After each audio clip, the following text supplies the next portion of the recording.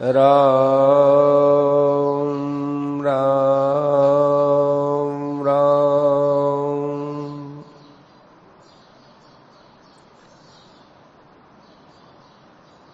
सेठ जी के पास सीतामऊ दरबार आया करते थे। सीतामऊ है मध्य प्रदेश की एक स्टेट। वो बहुत अच्छे प्रश्न करते थे। उन्होंने प्रश्न किया, उनको राजा जी बोलते थे, राजा थे, कि अजपा जाप कैसे होता है। संतों की वाणी में आता है अजपा जाप, बिना जप किए हुए जप होना। तो सेठ जी उत्तर दे रहे हैं, अंतर धुन लागी रहे सहजा सुमरण जान। अंदर ही अंदर एक जप होता है। खूब गौर करके देखो तो कान को शब्द सुनाई देवे, कान बंद करके देखो। एक तो अपन बोलते राम राम राम राम राम राम राम राम ये, और एक कान को यूं बंद कर दिया राम।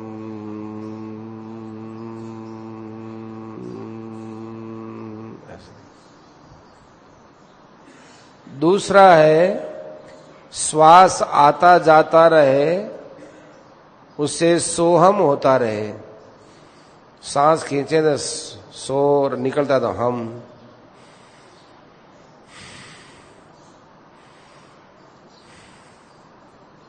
ये वेदांत का अजपा जाप है। अनेक प्रकार की विधियां हैं। अपने कहने को मतलब तो यो है कि खूब गौर करके देखो, अंदर से अपने आप जप की आवाज आती रहे। इतना अभ्यास करने से, भावना करने से होता है। श्वास के साथ में ऐसे राम राम राम राम करें और कान को अंदर ही अंदर कानों से सुने। ये चीज दिन में कम अनुकूल पड़ती है, सुनाई दिन में कम पड़ता है, क्योंकि कई ध्वनियां आती रहती हैं, किंतु रात में अधिक सुनाई देती है। सेठ जी कहते थे कि सुबह 3 सवा 3 बजे उठ करके और उस समय भगवान से प्रार्थना करनी चाहिए। नाम जप करने वाले को नाम जप करना चाहिए। इस विधि से दिन को तो अधिक नहीं, किंतु रात में अधिक सुनाई देता है। कान बंद कर लो तो और ज्यादा सुनाई देता है। कुछ गड़बड़ है माइक में। वेदांत के सिद्धांत जो है वे आगे जाकर अनहद नाद बोलते हैं। अनहद नाद का अर्थ है कि बिना आवाज किए अंदर आवाज आना। ये निराकार में होता है। निराकार का ध्यान करते हैं, उस समय में कोई ओम का नाम लेता है, कोई राम का नाम लेता है, अपने आप ही नाद होता है। वो स्वयं ही सुनता है, दूसरा नहीं सुनता।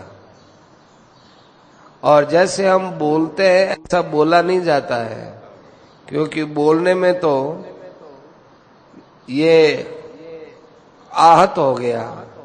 जैसे पेटी बाजा है, इसमें यूं अंगुली पर रखते हैं तो उसमें आवाज होती है। तबला है, इस पर यूं पीटते हैं तो आवाज होती है।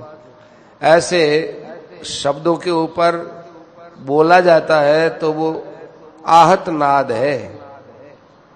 परंतु जब भगवान के ध्यान में बैठते हैं, चाहे निराकार हो, चाहे साकार हो, चाहे राम हो, चाहे कृष्ण हो, चाहे ओम हो, जिसका भी भाव करते हैं वो सुनाई देता है। ध्यान करते हैं, प्रत्यक्ष में अपने आप सुनाई देता है। पहले तो कान के अंदर धू धू धू धू की आवाज आती है। यूं अंदर जैसे शुरू शुरू में ये धू धू की आवाज आती है, फिर इंजन के माफिक आवाज में परिवर्तन होता है, फिर घड़ी के माफिक आवाज आती है। शरीर भी तो एक घड़ी है, जैसा उसमें हम भाव भरते हैं वैसा सुनाई देता है। दुनिया की बातें भरेंगे तो चाहे कहीं जाकर बैठ जाओ, चाहे गंगा जी के पास बैठो, चाहे गंगा जी के अंदर बैठो, चाहे जंगल में बैठो, दुनिया याद आएगी। भगवान की बात भरोगे तो भगवान के शब्द आएंगे। अपना काम तो भगवान को अंदर भरने का है, और जबकि भावना करना है वही अजपा जाप है। अभ्यास करना चाहिए। अभ्यास होने पर कि आसपास के शब्द सुनाई देते हैं तो जो भी आवाज आए उस आवाज में उस आवाज को मिला के सुनना चाहिए। बताया था ना कि पहले धों धों की आवाज आती है, फिर इंजन जैसी, फिर घड़ी जैसी, ऐसे जो शब्द सुनाई देते हैं एक सेकंड में कई बार ऐसा होता है। इतनी देर में मुंह से राम राम राम राम राम राम कहें, उतने में कई शब्द अंदर ही अंदर प्रकट हो जाते हैं।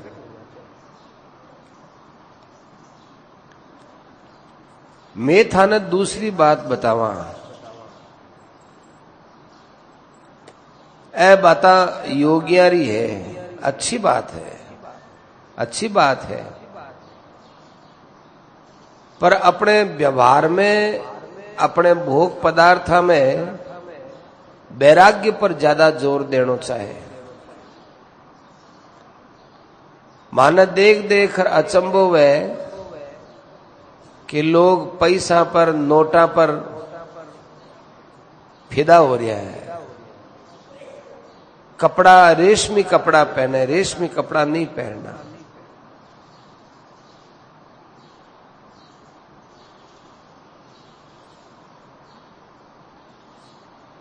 हमारी श्रद्धा भगवान में नहीं हो रही है। कभी कभी वैराग्य की बात करते हैं तो आदमी एक समय थोड़ा सा तो वैराग्य के लिए तैयार होता है, फिर वो देखता है कि चलो जल्दी भगवान नहीं मिले तो वो छोड़ देता है। किधर जाए, कहां जाए, 10 दिन घर में रहे, बंद हो गए, एक दिन दर्शन दे दिए कि भाई भगवान नहीं मिले तो अब छोड़ो, ऐसे बहुत हैं। धन भेड़ा करना हो तो भाई साधु चेला बनाओ, जिसको धन भेड़ा नहीं करना है वो साधु चेला थोड़ी बनाएगा। मैं तो गीता के अनुसार बात कहता हूं, चाहे कोई माने चाहे नहीं माने। अद्वेष्टा सर्वभूतानां मैत्रेय करुण एव च। किसी भी प्राणी के साथ द्वेष भाव नहीं रखना चाहिए। अपने अंदर सौहार्द का भाव रखना चाहिए, सबका प्रेमी होना चाहिए। किसी पर भी कोई संकट आए, दुखी हो तो उसके साथ दया का बर्ताव करना चाहिए। ममता से रहित होकर, अहंकार से रहित होकर सुख दुख में सम रहना चाहिए। ऐसा व्यक्ति भगवान को बहुत अच्छा लगता है। थोड़ी सी प्रतिकूल परिस्थिति में आदमी दुखी हो जाता है तो फिर वो भगवान को अच्छा नहीं लगता। भगवान कृपा करके थोड़ा सा सुख भेज देते हैं, उसमें वो सुखी हो जाता है। जैसे बच्चे का ज्यादा लाड करने पर बच्चा इतरा जाता है, ऐसे भगवान यदि सुख भेजते हैं तो हम इतरा जाते हैं। और इतरा हुआ बच्चा किसी को भी अच्छा नहीं लगता। किसी भी प्राणी की अनिष्ट की जो भावना होती है या किसी का भी अनिष्ट होता और हमारे मन में थोड़ी प्रसन्नता भी आ गई कि इस आदमी का ये बिगाड़ हो गया, बहुत अच्छा हुआ, ये बहुत पतन की बात है। ये तो भाई अद्वेष्टा सर्वभूतानाम वाली बात नहीं हुई, क्योंकि हमारे अंदर कुछ द्वेष है, तभी उसके संकट को लेकर हमारे मन में प्रसन्नता हुई है। उसके ऊपर आए हुए संकट को लेकर हमें उसकी गुप्त रूप से सहायता करनी चाहिए, तब थोड़ा सा द्वेष कम हुआ है ऐसा मानना चाहिए। ये सब व्यवहार की बातें हम लोग यूं ही लांग जाते हैं, इस व्यवहार की तरफ हम विचार नहीं करते हैं। कई क्रियाओं को करते हैं, अजपा जाप करेंगे और करेंगे, बहुत अच्छी चीज है, क्रियाओं तो करो, लेकिन अंदर के भाव को बहुत सुधारने की जरूरत रहती है।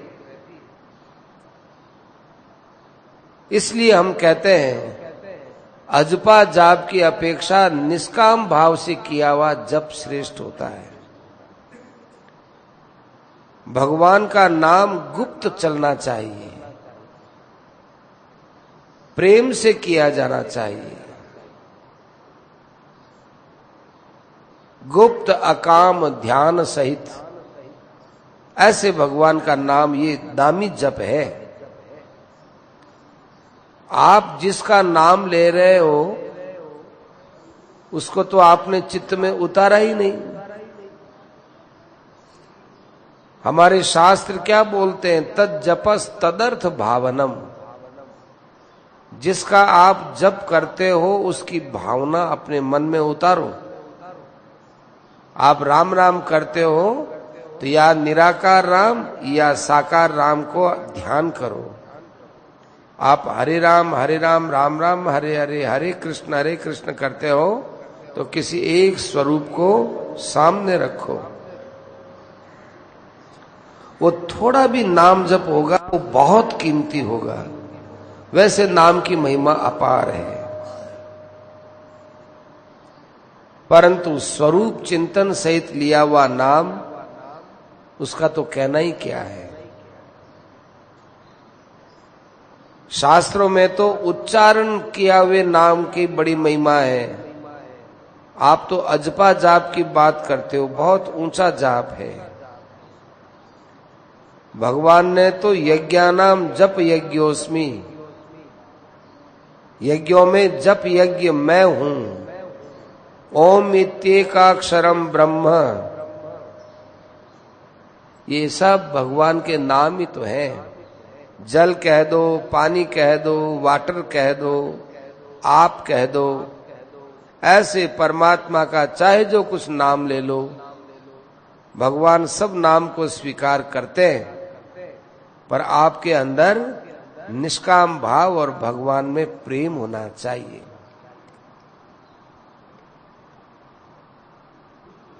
भगवान के 4 आयुध हैं हाथ में, चारों का अपना अपना एक अर्थ होता है।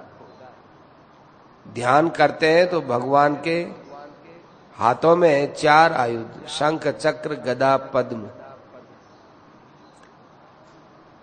तो ये जो कमल है, इस कमल से भगवान हमको क्या बताते हैं, ध्यान करते हैं ना, शंख चक्र और गदा पद्म, वो पद्म से चालू किया उन्होंने। कहते हैं जो ये पद्म है, इससे ये बताते हैं कि मैं सारे संसार का उत्पादक हूं, सारी सृष्टि का, अनंत ब्रह्मांडों का मैं उत्पादक हूं, पर इस कमल के समान निर्लेप हूं। भगवान के नाभि कमल से ब्रह्मा पैदा हुए और ब्रह्मा जी ने सृष्टि बनाई।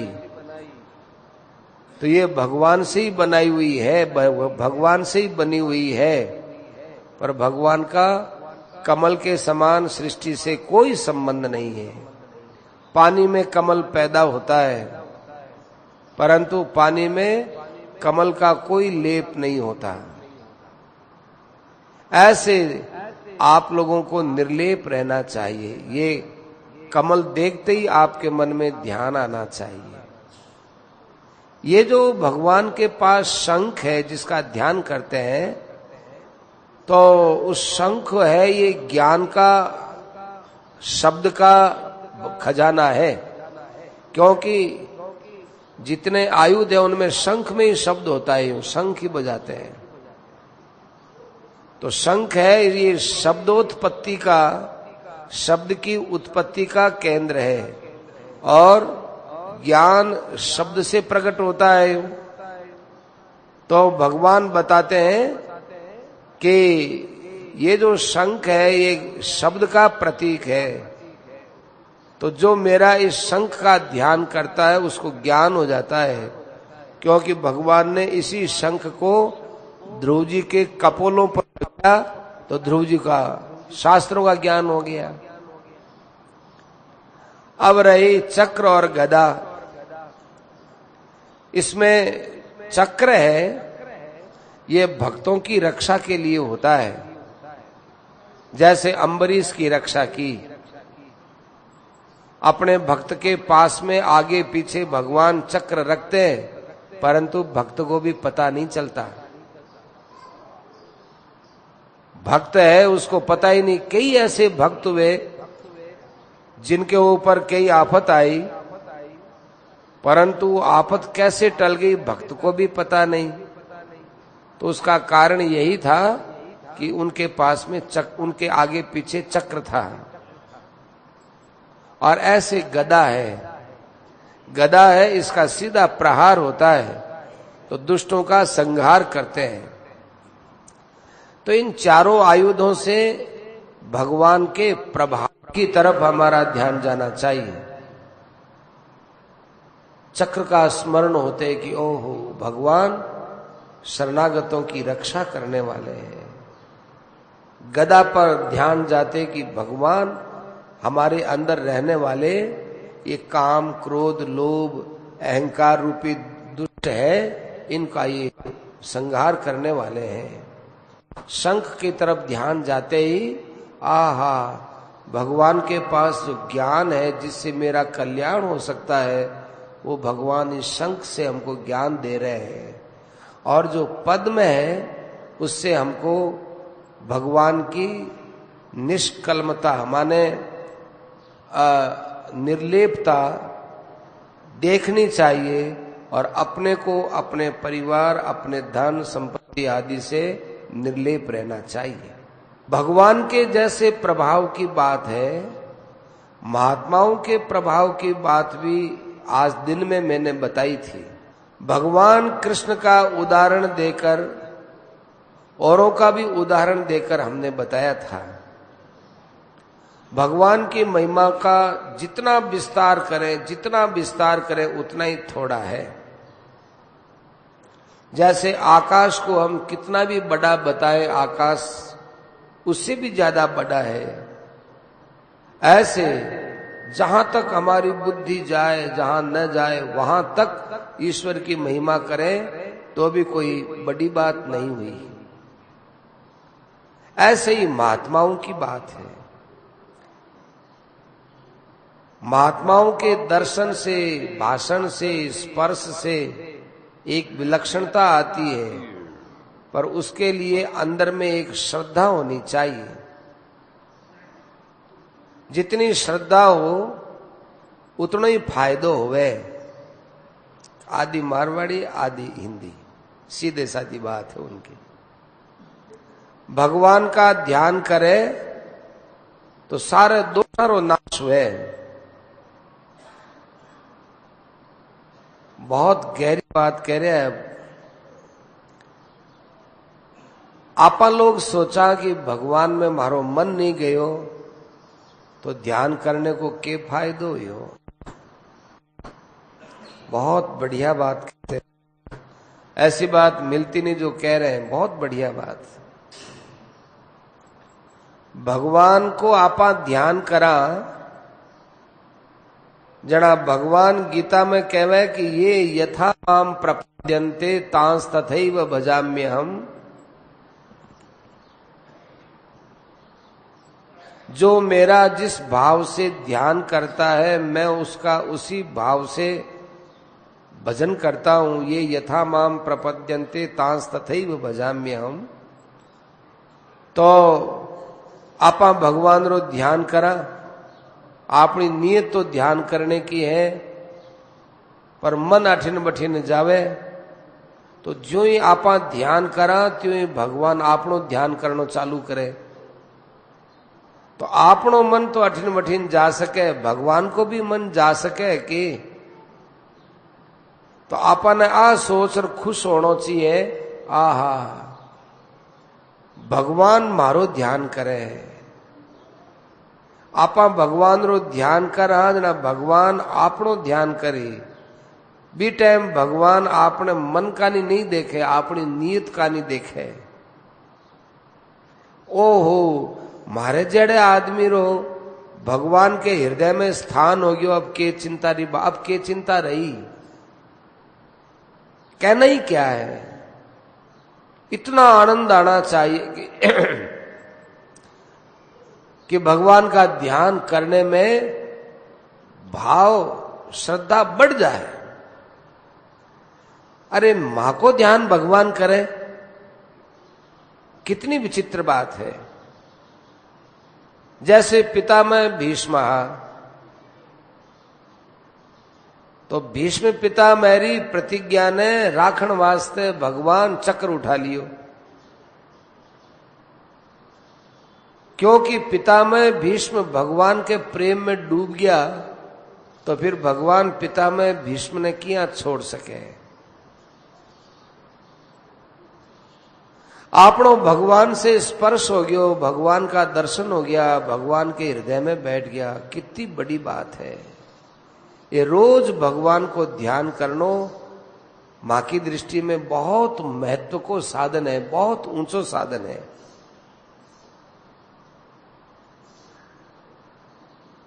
मैं और भी थोड़ी घनी बात कहवा,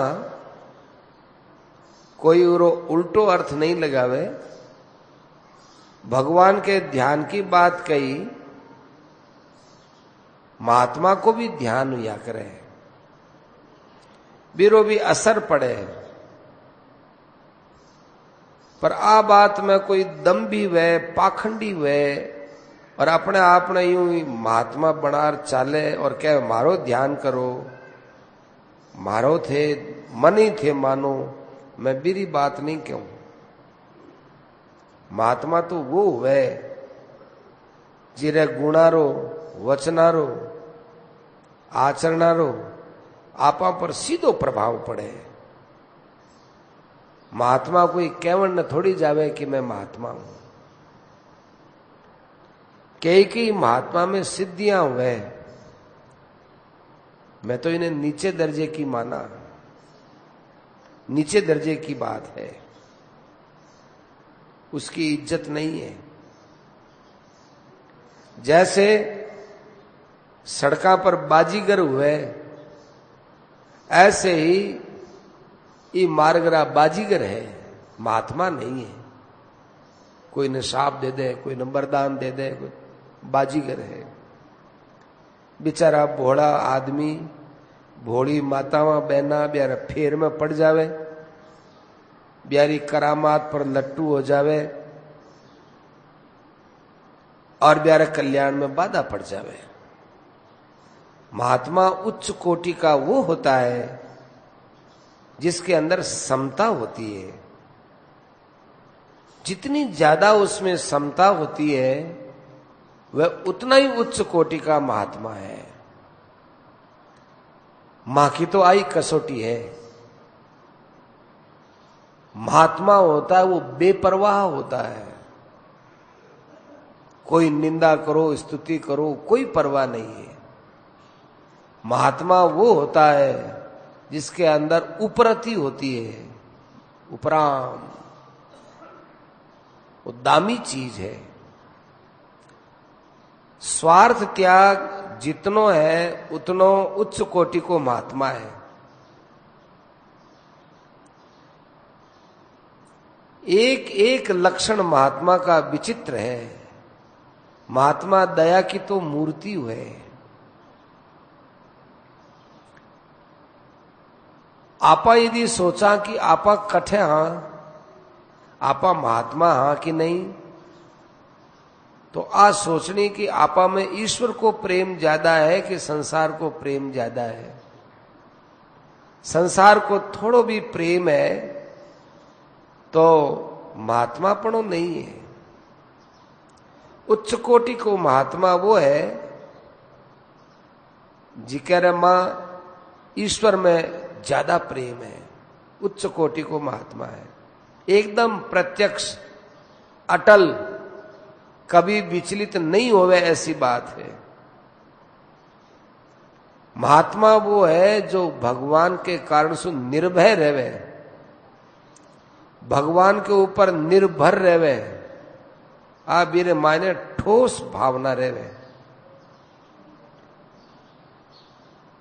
बैराग्य तो इतो रहवे कि बिना देख दूसरा लोगों ने मन में बैराग्य पैदा हो जावे। मंगलनाथ जी महाराज मेरी मुद्रा, बैराग्य की मुद्रा देख करके बैराग्य वृत्ति जागृत हो जाती है। ऐसा बैराग्यवान एक महात्मा कन जावे तो महात्मा री वाणी में शांति, एक शांति और भी महात्मा रो लक्षण है। वाणी, वाणी जो है बहुत विलक्षण शक्ति वाली हो जावे यदि ऐसो महात्मा हुए जिन मन में शांति है, राग द्वेष नहीं है, वैराग्य है।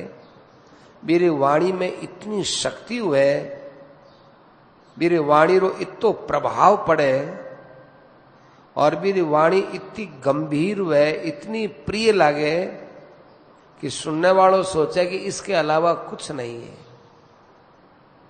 इतनी भी वाणी रो प्रभाव पड़े। ऐसा महात्मा जठ बैठ जावे, वो स्थान तीर्थ के माफिक हो जावे, धर्म में पक्का रहवे। कितनी आफत आ जाओ बठू सिरके नहीं, रत्ती भर सिरके नहीं, सत्य बोले और ब्यारे आचरणारो प्रभाव कई हुई बात सु ज्यादा पड़े।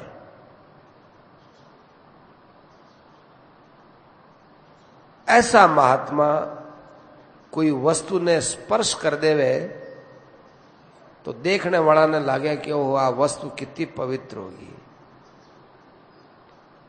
भगवान पर निर्भर रहवे, चिंता भय शोक को नाम ही नहीं है। भाग जावे चिंता शोक, चिंता भय शोक ने पास में आने ही नहीं देवे। हर वक्त प्रसन्न रहे। आ तो अपने अधिकार की बात है। माने अचंभो हुए, संसार का लोग सुखी हुए, दुखी हुए, रोवे, बड़ो अचंभो हुए। कोई मर जावे तो रोवे, धन चलो जावे तो रोवे, बहुत अचंभो हुए। और रोणो मूर्खतारो फल है। भगवान आपने चारों तरफ शांति और आनंद बिखेर रखा है। भी शांति और आनंद ने तो बटोरा नहीं और दुख न देख देख करके रोवा। आ कितनी मूर्खतारी बात है। अरे ध्यान में भगवान के नेत्रा ने देखो, बिया नेत्रा सु भगवान आनंद बरसा रिया है, कृपा बरसा रिया है। थाने संसार के भोगा में जो आनंद री कल्पना हो रही है अब बिल्कुल झूठी है। आनंद तो भगवान के नेत्रों बरसे, लूट लो जितनो लूटनो है। आपने गंगा जी की जगह है, सब जगह नहीं मिले तो जंगल तो सब जगह मिले ही है, जंगल भी नहीं मिले तो अपने घर में एकांत जगह देख करके बड़े प्रेम से भगवान रो स्मरण करो, भगवान के नेत्रा ने देखो। वैराग्य यदि नहीं हुए तो भगवान रे हाथ में जो कमल को फूल है बिरो ध्यान करो। भगवान कमल के फूल सु आपने वैराग्य की शिक्षा दे रहा है। भगवान शंख के द्वारा संसार को ज्ञान बता रहा है। भगवान चक्र के द्वारा हमारी रक्षा कर रहा है। भगवान गदा के द्वारा हमारे अंदर रहने वाला विकार है ब्याने कूट कूट भगा रहा है। इतने पर भी यदि आपा चूक गया तो बड़ी भारी हानि होगी। अब के बार खूब जोर लगाओ, अपना 20 दिन बीत गया है।